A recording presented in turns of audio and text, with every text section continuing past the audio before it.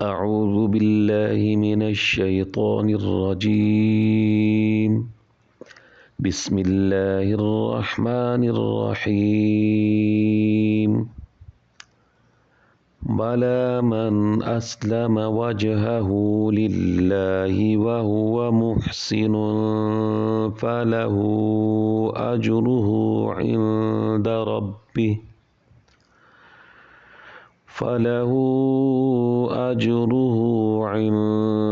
ربه ولا خوف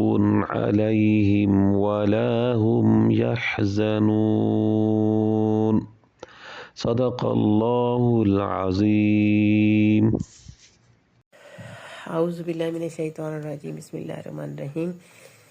رب اشرح لی صدری ویسر لی امری واحلل عقدۃ من لسانی یفقہوا قولی۔ تمام سننے والوں کو السلام علیکم۔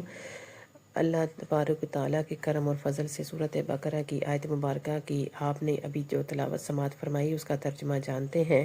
بلا کیوں نہیں، من جس اسلم جھکا دیا، وجہہ اپنا چہرہ، للہ اللہ کے لیے، واہوا اور وہ محسن نیکوکار، فلاح تو اس کے لیے، اجرہ اس کا اجر ہے، عندہ پاس، ربہ اپنے رب کے، ولا خوف اور کوئی خوف نہیں، علیہم ان پر، اور لا نہ ہم وہ، یحزنون غمگین ہوں گے۔ ہاں کیوں نہیں، جس نے اپنا منہ جھکایا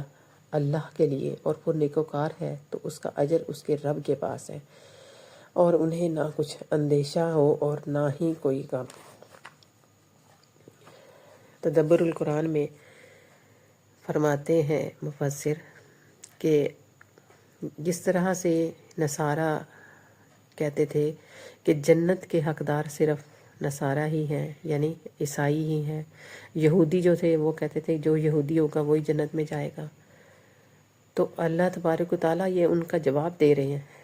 کہ اس طرح سے باتیں نہیں کرو، دلیل لے کے آؤ نا۔ اور پہلے انہوں نے دلیل مانگی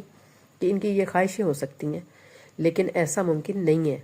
اب آ کے اس آیت مبارکہ میں اللہ تبارک و تعالیٰ نے یہ فرما دیا ہے کہ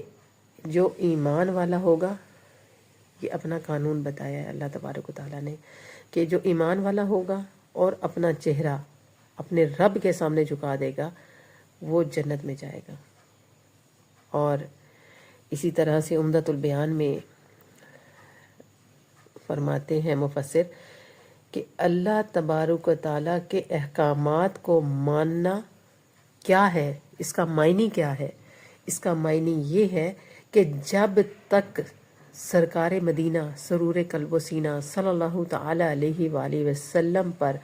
دل و جان سے ایمان نہیں لے کر آتے، ان کو نبی نہیں مانتے، ان کو رسول نہیں مانتے، ان کی عزت نہیں کرتے، اس وقت تک ان کی یہ صرف دعوے ہیں جو کہ دلیل سے خالی ہیں۔ اور یہ شرط ہے جو اللہ تبارک و تعالیٰ نے اس آیت مبارکہ میں رکھ دی ہے اور فرما دیا ہے کہ وجہ للہ، کہ جو اپنا چہرہ اللہ کی طرف کرے، اور نیکوکار کون ہے، یا نیکی جو اپنے اجر جو ہے بھیجے گا اللہ کی طرف بھیجے گا، یعنی اللہ کے لیے کوئی عمل کرے گا تو وہ جب یہاں سے جائے گا تو اللہ کے پاس اپنی ہر نیکی کا اجر پائے گا، اور اسے کوئی خوف نہیں ہوگا اور نہ ہی وہ غمگین ہوگا۔ تو اسی لیے اس میں انہوں نے فرمایا ہے کہ اخلاص جو ہے وہ بہت ضروری ہے۔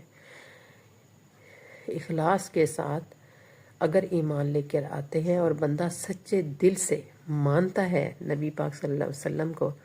تو یہ کسوٹی ہے، یہ اللہ تبارک و تعالیٰ کہ ہاں کہ وہ انہوں نے بتا دیا کہ جنت کے اہل کون ہوں گے، کون لوگ ہوں گے، کن کے لیے جنت سجائی ہے، بنائی گئی ہے۔ تو رب تعالیٰ سے یہ دعا ہے کہ اللہ تبارک و تعالیٰ ہمیں حق بولنے، حق سننے اور حق سمجھنے کی توفیق عطا فرمائے۔ وما علینا الا البلاغ، صدق اللہ العظیم۔